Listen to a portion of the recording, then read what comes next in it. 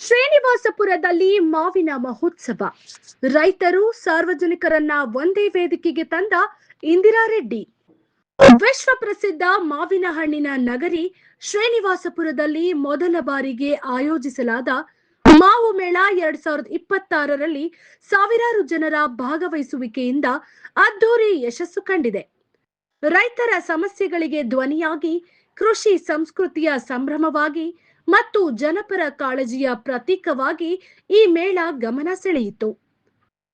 Shri Balaji educational trust ವತಿಯಿಂದ ಸಮಾಜ ಸೇವಕಿ, ಶಿಕ್ಷಣ ತಜ್ಞೆ ಹಾಗೂ ಜನಪರ ಹೋರಾಟಗಾರ್ತಿಯಾಗಿ ಗುರುತಿಸಿಕೊಂಡಿರುವ ಇಂದಿರಾ ರೆಡ್ಡಿರವರ ನೇತೃತ್ವದಲ್ಲಿ 2 ದಿನಗಳ ಕಾಲ ನಡೆದ ಈ ಮೇಳ ಶ್ರೀನಿವಾಸಪುರದ ಇತಿಹಾಸದಲ್ಲಿ ಹೊಸ ಅಧ್ಯಾಯ ಬರೆದಿದೆ. ಮೇಳವನ್ನ ಕೆಆರ್ಎಸ್ ಪಕ್ಷದ ರಾಜ್ಯಾಧ್ಯಕ್ಷ ರವಿ ಕೃಷ್ಣ ರೆಡ್ಡಿ, ಮಾವು ಬೆಳೆಗಾರರ ಸಂಘದ ಅಧ್ಯಕ್ಷ ನೀಲಟೂರು ಚಿನ್ನಪ್ಪ ರೆಡ್ಡಿ ಹಾಗೂ ಇಂದಿರಾ ರೆಡ್ಡಿರವರು ಮಾವಿನ ಸಸಿಗೆ ನೀರುಣಿಸುವ ಮೂಲಕ ಉದ್ಘಾಟಿಸಿದರು. ಈ ಸಂದರ್ಭದಲ್ಲಿ ರೈತರ ಬದುಕು, ಕೃಷಿಯ ಮಹತ್ವ ಹಾಗೂ ಪರಿಸರ ಸಂರಕ್ಷಣೆಯ ಸಂದೇಶವನ್ನ ಜನರಿಗೆ ತಲುಪಿಸಲಾಯಿತು. ಕಾರ್ಯಕ್ರಮದಲ್ಲಿ ಮಾತನಾಡಿದ ಇಂದಿರಾ ರೆಡ್ಡಿರವರು, ವಿಶ್ವ ಪ್ರಸಿದ್ಧ ಮಾವು ಬೆಳೆಯುವ ಶ್ರೀನಿವಾಸಪುರದ ರೈತರಿಗೆ ಇಂದಿಗೂ ಸಮರ್ಪಕ ಬೆಲೆ ದೊರೆಯುತ್ತಿಲ್ಲ ಎಂಬ ನೋವನ್ನ ವ್ಯಕ್ತಪಡಿಸಿದರು.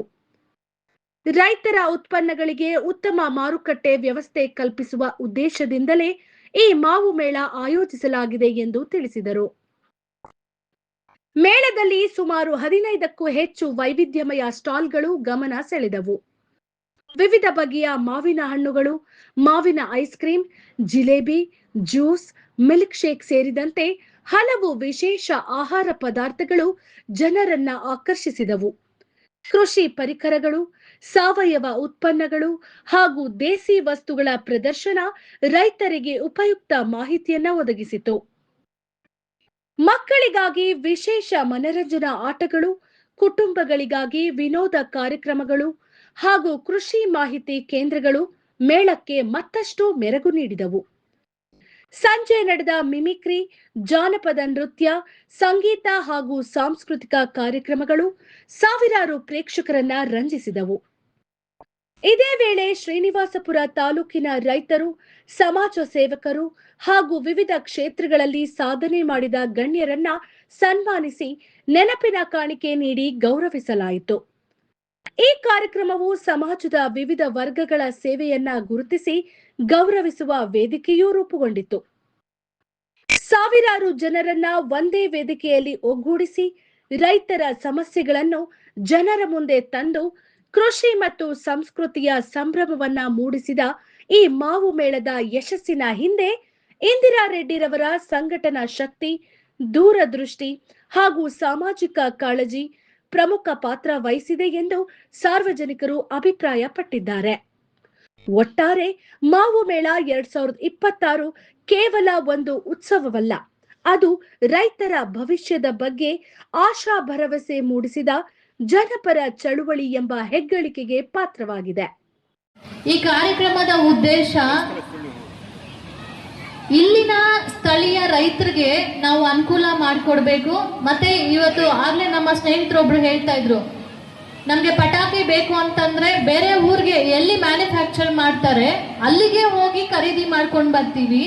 ಆ ಲೆವೆಲ್ ಅಲ್ಲಿ ಏನು ಬ್ರ್ಯಾಂಡಿಂಗ್ ನಿರ್ಮಾಣ ಮಾಡ್ಕೊಂಡಿದ್ದಾರೆ. ಆದ್ರೆ ಶ್ರೀನಿವಾಸಪುರದ ಜನತೆ ಪ್ರಕೃತಿಯಿಂದ ಬರ್ತಕ್ಕಂತಹ ಈ ಮಾವನ್ನ ಬೇರೆ ಎಲ್ಲೋ ಹೋಗಿ ಮಾರಾಟ ಮಾಡ್ಕೊಳ್ಳುವಂತಹ ಪರಿಸ್ಥಿತಿಯಲ್ಲಿದ್ದೀವಿ. ಬೇರೆಯವರು ನಮ್ಮ ಪ್ರದೇಶಕ್ಕೆ ಬಂದು ಖರೀದಿ ಮಾಡ್ಕೋಬೇಕು. ಆಗ ಮಾತ್ರ ನಮ್ಮ ಒಂದು ವಿಶೇಷತೆ ಗೊತ್ತಾಗುತ್ತೆ ಅಂತ ಹೇಳಿ ಆ ಒಂದು ಇಂಟೆನ್ಷನ್ ಇಟ್ಕೊಂಡುನೆ ಈ ಕಾರ್ಯಕ್ರಮ ಮಾಡಿರ್ತಕ್ಕಂಥದ್ದು. ಇಲ್ಲಿ ಗೊತ್ತಿದೆ ನಮ್ಗೆ, ಮಾವು ಬೆಳೆಗಾರರು ಜಾಸ್ತಿ ಇದ್ದಾರೆ, ಇಲ್ಲಿ ಖರೀದಿ ಆಗಲ್ಲ. ಎಲ್ಲಾರ ಮನೆಯಲ್ಲೂ ಮಾವು ಸೀಸನ್ ಬಂತು ಅಂತಂದ್ರೆ ಎಲ್ಲಾರ ಮನೆಯಲ್ಲೂ ಮಾವು ಇರುತ್ತೆ. ಆದ್ರೂ ಮೇಳ ಕಂಡಕ್ಟ್ ಮಾಡಿದೀವಿ ಅಂತಂದ್ರೆ ವ್ಯಾಪಾರ ಮಾಡೋ ಉದ್ದೇಶ ಅಲ್ಲ. ಇಲ್ಲಿನ ತಳಿಗಳನ್ನ, ಇಲ್ಲಿನ ವೆರೈಟಿಗಳನ್ನ ಬೇರೆ ಪ್ರದೇಶದಲ್ಲಿ ನಾವು ಪರಿಚಯ ಮಾಡಿಕೊಡ್ಬೇಕು. ಮೀಡಿಯಾ ಮುಖಾಂತರ, ಸೋಷಿಯಲ್ ಪ್ಲಾಟ್ಫಾರ್ಮ್ಸ್ ಮುಖಾಂತರ ನಮ್ಮ ಶ್ರೀನಿವಾಸಪುರದ ಹೆಮ್ಮೆಯನ್ನ, ಈ ಒಂದು ಐಡೆಂಟಿಟಿನ ನಾವು ಪ್ರಸಿದ್ಧ, ವಿಶ್ವ ಪ್ರಸಿದ್ಧ ಅಂತ ಹೇಳಿದ್ರೆ ಸಾಕಾಗಲ್ಲ. ಆದ್ರೆ ರೈಟ್ ಪ್ಲಾಟ್ಫಾರ್ಮ್ ಅನ್ನ, ವೇದಿಕೆಯನ್ನ ಕಲ್ಪಿಸ್ಕೊಡೋದು ಈ ಮಾವಿನ ಮೇಳದ ಉದ್ದೇಶ ಆಗಿತ್ತು. ಈ ಒಂದು ಮಾವಿನ ಮೇಳ ನಾವು ಪ್ಲಾನ್ ಮಾಡಿದಾಗ ಇಲ್ಲಿರುವಂತಹ ನನ್ನ ಎಲ್ಲ ಸ್ನೇಹಿತರು ಮುಂದೆ ಬಂದು ಈ ಕಾರ್ಯಕ್ರಮದಲ್ಲಿ ನಾವು ಕೈ ಜೋಡಿಸ್ತೀವಿ ಅಂತ ಹೇಳಿ ಸಾಕಷ್ಟು ಪ್ರಯತ್ನಗಳನ್ನ ಮನೆ ಮಠ ಬಿಟ್ಟು ನಮಗೋಸ್ಕರ, ಈ ಶ್ರೀನಿವಾಸಪುರ ರೈತರಿಗೋಸ್ಕರ ಶ್ರಮ ಪಟ್ಟಿದ್ದಾರೆ.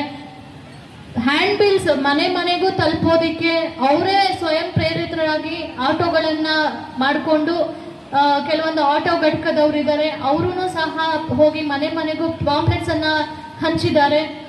ಅದೇ ನಿಟ್ಟಿನಲ್ಲಿ ಇಲ್ಲಿರ್ತಕ್ಕಂತಹ ನಮ್ಮವರೇನೆ ಬ್ಯಾನರ್ಸ್ ಕಟ್ಸಿದ್ದಾರೆ, ಅವರೇ ಹತ್ತಿ ಕಟ್ಟಿದ್ದಾರೆ. ಯಾಕಂದ್ರೆ ನಮ್ಮ ಕಾರ್ಯಕ್ರಮ ಇದು, ನಮ್ಮ ಪ್ರದೇಶದ ಕಾರ್ಯಕ್ರಮ, ನಮ್ಮ ರೈತರಿಗೆ ಅನುಕೂಲ ಆಗತ್ತೆ. ಹಾಗಾಗಿ ನಮ್ಮ ರೈತರು ಬೆಳೆಯೋದಕ್ಕೋಸ್ಕರ ಏನ್ ಬೇಕಾದ್ರೂ ನಾವು ಮಾಡ್ತೀವಿ ಅನ್ನುವಂತಹ ಉದ್ದೇಶದಿಂದ ಇವತ್ತು ಮೊನ್ನೆಯಿಂದ ನಮ್ಮ ಕೈಯಲ್ಲಿ ಸಿಗ್ದಿರ ಇರುವಂತಹವರು ಒಬ್ಬರೇ ಈ ಗುಂಪಿನಲ್ಲಿ ನರೇಂದ್ರ ಅವರು ಶ್ರೀ ಬಾಲಾಜಿ ಎಜುಕೇಶನಲ್ ಟ್ರಸ್ಟ್ ನ ಟ್ರೆಷರರ್ ಆಗಿ, ಖಜಾಂಚಿ ಆಗಿ ಕೆಲಸ ಮಾಡ್ತಾ ಇದ್ದಾರೆ. ಹಾಗೆ ಈ ಒಂದು ಕಾರ್ಯಕ್ರಮಕ್ಕೆ ನಮ್ಮ ಎಲ್ಲ ತಂಡ, ನಮ್ಮ ಕಾರ್ಯಕರ್ತರು ನಾವೆಲ್ಲ ಡಿಸೈಡ್ ಮಾಡಿ ಒಂದೊಂದು 5,000 ನಾವು ಡೊನೇಷನ್ ಹಾಕೊಂಡು, ಮತ್ತೆ ಬೇರೆ ಬೇರೆ ಕಂಪನಿ ಓನರ್ಸ್ಗಳ ಹತ್ರ ಒಂದ್ ಸ್ವಲ್ಪ ಡೊನೇಷನ್ ಕಲೆಕ್ಟ್ ಮಾಡಿ, ಹಾಗೆ ಕಂಪನಿ ಓನರ್ಗಳನ್ನ ಈ ಕಾರ್ಯಕ್ರಮಕ್ಕೆ ಬರಮಾಡಿ ಇಲ್ಲಿನ ವಿಶೇಷತೆಯ ಬಗ್ಗೆ ತಿಳಿಸಿ, ಇಲ್ಲಿನ ರೈತರಿಗೆ ಒಂದು ಲಾಟ್ ಪರ್ಚೇಸ್ ಮಾಡೋದಿಕ್ಕೆ ನಾವು ಸಪೋರ್ಟ್ ಮಾಡಬೇಕು ಅಂತ ಹೇಳಿ ಕಂಪನಿಗಳಿಗೆ ಅಪ್ರೋಚ್ ಆದಾಗ ಸಾಕಷ್ಟು ಕಂಪನಿ ಓನರ್ಸು ಸಹ ಈ ಒಂದು ಕಾರ್ಯಕ್ರಮಕ್ಕೆ ಡೊನೇಷನ್ ಅನ್ನ ಕೊಟ್ಟಿದ್ದಾರೆ. ಮುಂದಿನ ದಿನಗಳಲ್ಲಿ ಅದು ಯಾರ್ಯಾರು ಕೊಟ್ಟಿದ್ದಾರೆ, ಎಷ್ಟೆಷ್ಟು ಕೊಟ್ಟಿದ್ದಾರೆ ಅಂತ ಹೇಳಿ ನಾವು ರಿಲೀಸ್ ಮಾಡ್ತೀವಿ. ಇದರಲ್ಲೇ ನಮ್ಮ ಪಾರದರ್ಶಕ ಆಡಳಿತ ಹೇಗೆ ಇದೆ, ಮತ್ತೆ ನಮ್ಮ ಟೀಮ್ ಹೇಗೆ ಪಾರದರ್ಶಕವಾಗಿ ಕೆಲಸ ಮಾಡ್ತಾ ಇದೆ ಅಂತ ಹೇಳಿ ನೀವು ನೋಡ್ಬೋದು. ನಮ್ಗೆ ದೇವರು ಅಷ್ಟು ಕೊಟ್ಟಿದ್ದಾರೆ, ನಮ್ಮ ಎಲ್ಲರಿಗೂ ತಿನ್ನೋದಿಕ್ಕೆ ಉಡೋದಿಕ್ಕೆ ಕಷ್ಟ ಇಲ್ಲ. ಆದ್ರೆ ನಮ್ಗೆ ಗೊತ್ತಿರುವಂತಹ ಜ್ಞಾನವನ್ನ ಟ್ರಾನ್ಸ್ಫಾರ್ಮ್ ಮಾಡಬೇಕು, ನಮ್ಗೆ ಗೊತ್ತಿರುವಂತಹ ಅವಕಾಶಗಳನ್ನ ಮತ್ತೊಬ್ಬರಿಗೆ ಕೊಡಬೇಕು.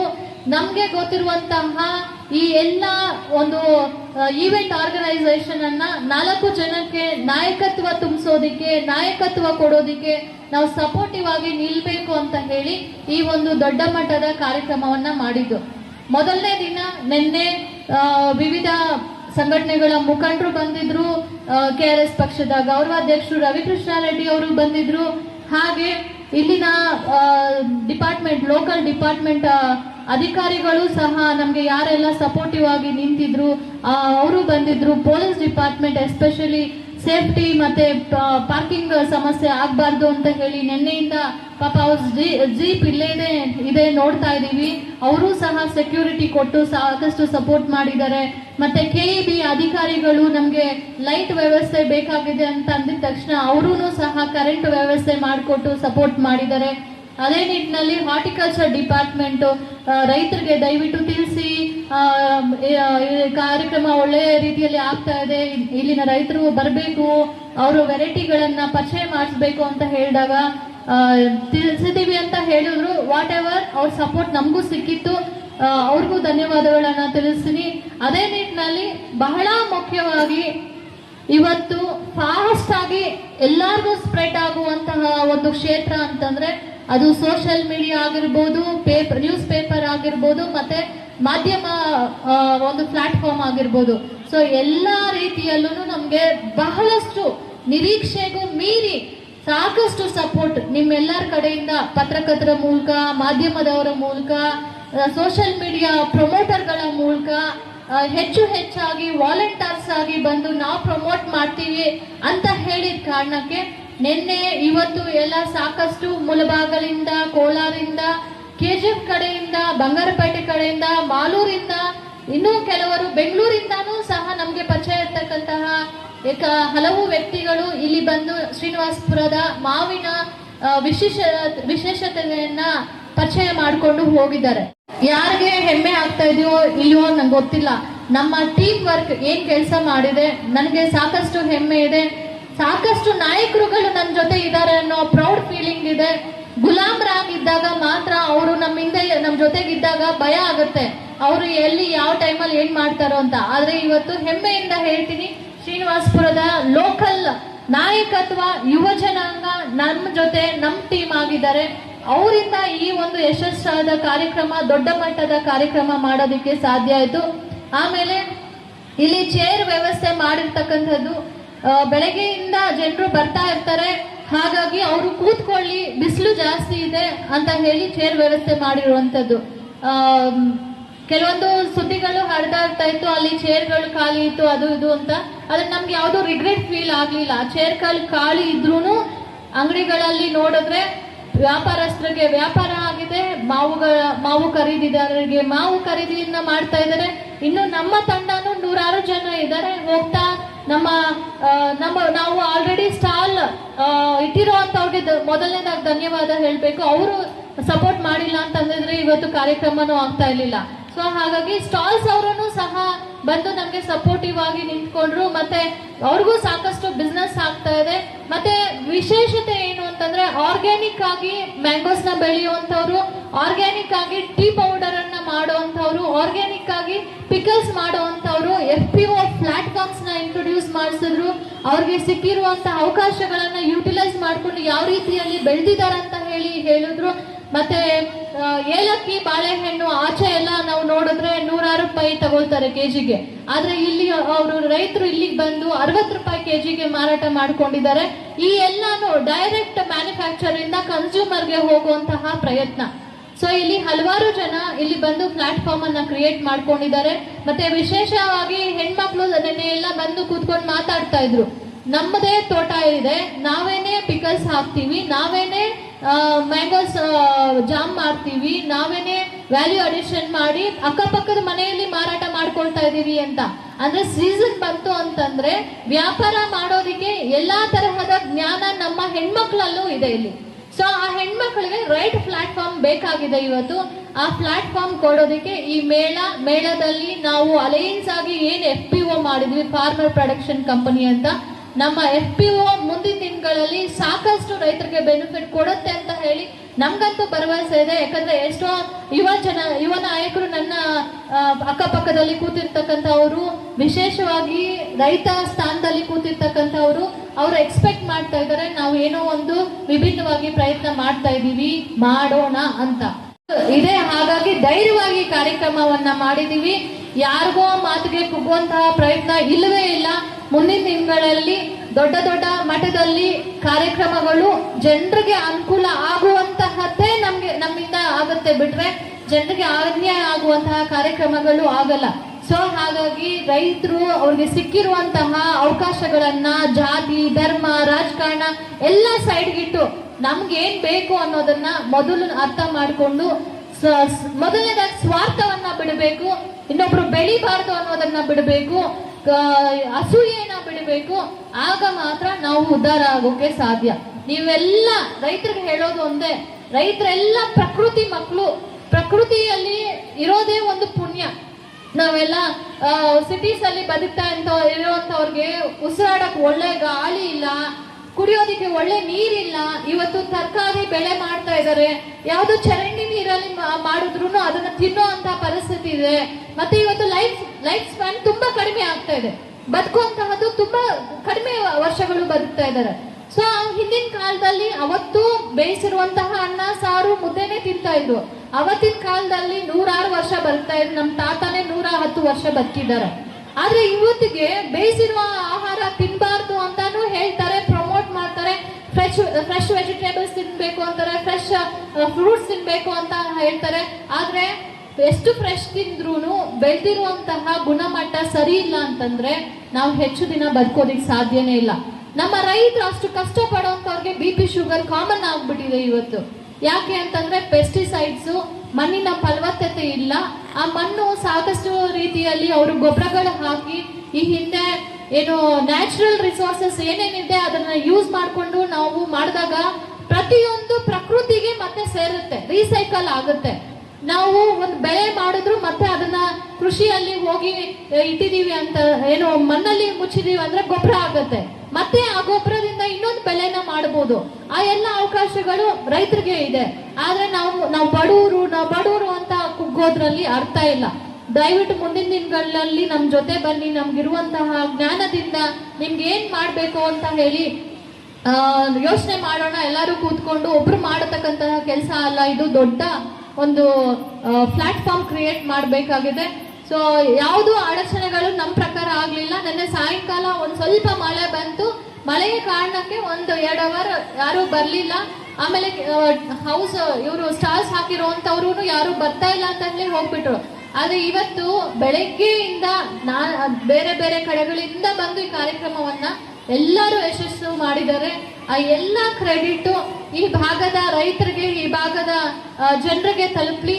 ನಾವು ಮಾಡಿರುವಂತಹದ್ದು ಒಳ್ಳೆ ಕಾರ್ಯಕ್ರಮ ಅಂತ ಹೇಳಿ ಆ ಭಗವಂತನಿಗೆ ಅನ್ಸಿದ್ರೆ ರೈತರೆಲ್ಲರೂ ಮುಂದಿನ ದಿನಗಳಲ್ಲಿ ನಮ್ಮ ಜೊತೆ ನಿಲ್ತಾರೆ. ಪ್ರಕೃತಿಗೆ ಆ ಶಕ್ತಿ ಇದೆ, ಒಳ್ಳೆತನಕ್ಕೆ ಒಂದು ಬೆಲೆ ಇದೆ ಅಂತ ಹೇಳಿ ನಾವು ನಂಬ್ತೀವಿ. ಸೊ ಈ ಕಾರ್ಯಕ್ರಮದ ಯಶಸ್ಸಿಗೆ ಕಾರಣೀಕರ್ತನಾದ ಶ್ರೀನಿವಾಸಪುರದ ಮಹಾಜನತೆಗೆ ಕೊನೆಯದಾಗಿ ಧನ್ಯವಾದಗಳನ್ನ ತಿಳಿಸ್ತಾ ಇದ್ದೀವಿ. ನಾವೇನೋ ವಿಭಿನ್ನ ಪ್ರಯತ್ನ ಮಾಡಿದೀವಿ ಅಂತ ಹೇಳಿ ನೀವು ಮನೆಗಳಲ್ಲಿ ಕೂತ್ಕೊಳ್ತೀರಾ, ಇಷ್ಟು ದೂರ ಬಂದು ನಮ್ಗೆ ಪ್ಲಾಟ್ಫಾರ್ಮ್ ಮಾಡಿಕೊಟ್ಟು ಈ ಕಾರ್ಯಕ್ರಮವನ್ನ ಯಶಸ್ಸು ಮಾಡಿದ್ದಕ್ಕೆ, ನಿನ್ನೆ ವಾಲಂಟಿಯರ್ ಆಗಿ ಬಂದು ಇಲ್ಲಿ ಡಾನ್ಸ್ ಕಾರ್ಯಕ್ರಮಗಳು, ವಿಧ ವಿಧ ರಂಗೋಲಿ ಸ್ಪರ್ಧೆಗಳಲ್ಲಿ ಭಾಗವಹಿಸಿದ್ದಕ್ಕೆ, ನಿಮ್ಮಲ್ಲಿರುವಂತಹ ಐಡಿಯಾಲಜಿಗಳನ್ನ ನಮ್ಮಲ್ಲಿ ಹಂಚಿಕೊಂಡದ್ದಕ್ಕೆ ತುಂಬಾ ಧನ್ಯವಾದಗಳನ್ನ ತಿಳಿಸ್ತೀನಿ. ಮತ್ತೆ ನಮ್ಮ ತಂಡಕ್ಕೂ ನಿಮ್ಮೆಲ್ಲರ ಒಂದು ಪರಿಶ್ರಮಕ್ಕೆ ಮುಂದಿನ ದಿನಗಳಲ್ಲಿ ನಮ್ಮ ರೈತರು ಅದರಿಂದ ಉಪಯೋಗ ಪಡ್ಕೊಳ್ತಾರೆ. ಮುಂದಿನ ದಿನಗಳಲ್ಲಿ ನಾವೆಲ್ಲರೂ ಆಕ್ಟಿವ್ ಆಗೋಣ, ನಮ್ಮೆಲ್ಲ ರೈತರಿಗೂ ನ್ಯಾಯ ಕೊಡಿಸೋಣ ಅಂತ ನಮ್ಮ ಟ್ರಸ್ಟ್ ವತಿಯಿಂದ ಒಂದು ಅಧ್ಯಕ್ಷ ಸ್ಥಾನದಲ್ಲಿ ಕೂತ್ಕೊಂಡು ಕಳಕಳಿಯವಾಗಿ ಕೇಳ್ಕೊಳ್ತಾ ಇದ್ದೀನಿ. ಧನ್ಯವಾದಗಳು. ಮತ್ತೊಮ್ಮೆ ಎಲ್ಲರಿಗೂ ಧನ್ಯವಾದಗಳು.